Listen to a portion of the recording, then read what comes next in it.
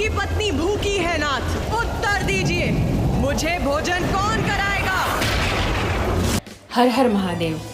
भगवान शिव और माता पार्वती का प्रेम संबंध इस जगत में सर्वत्र व्याप्त है।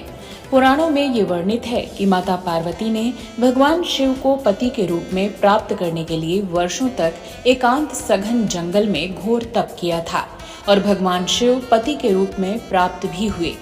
किंतु क्या आप जानते हैं कि एक वक्त ऐसा भी आया जब माता पार्वती ने अपने प्रिय पति भगवान शिव को ही अपना निवाला बनाया और उन्हें निगल गईं।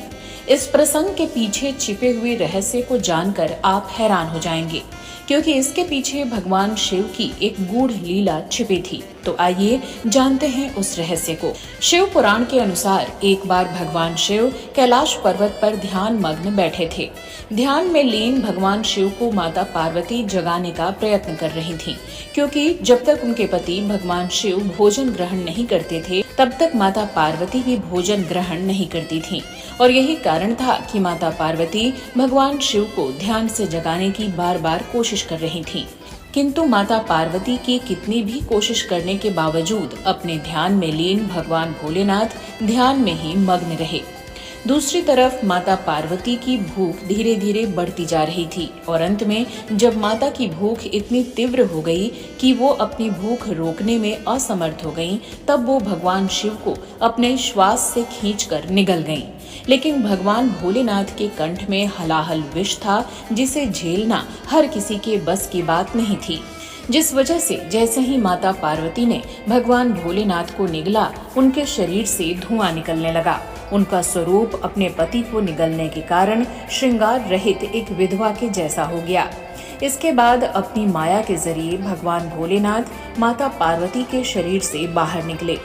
बाहर आने के बाद भगवान शिव ने माता पार्वती से कहा कि तुमने जब मुझे खाया तुम उसी समय विधवा हो गईं, अतः अब तुम्हारी पूजा इसी वेश में की जाएगी।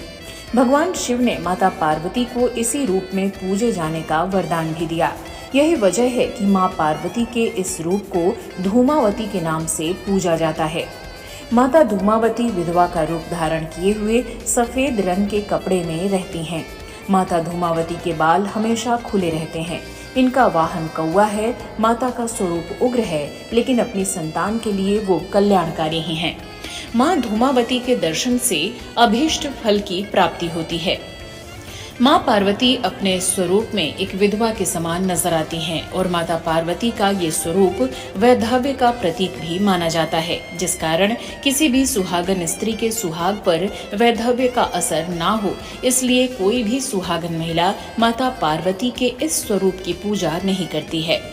धूमावती देवी का नक्षत्र ज्येष्ठा है, इस कारण इन्हें ज्येष्ठा भी कहा जाता है। ऋषि दुर्वासा, भृगु, परशुराम जैसे महान तपस्वियों की मूल शक्ति केंद्र माता धूमावती हैं। और यही रहस्य है कि भगवान शिव ने लोक कल्याण हेतु माता पार्वती के इस स्वरूप को उनके शरीर से बाहर निकालने के लिए ये लीला रची।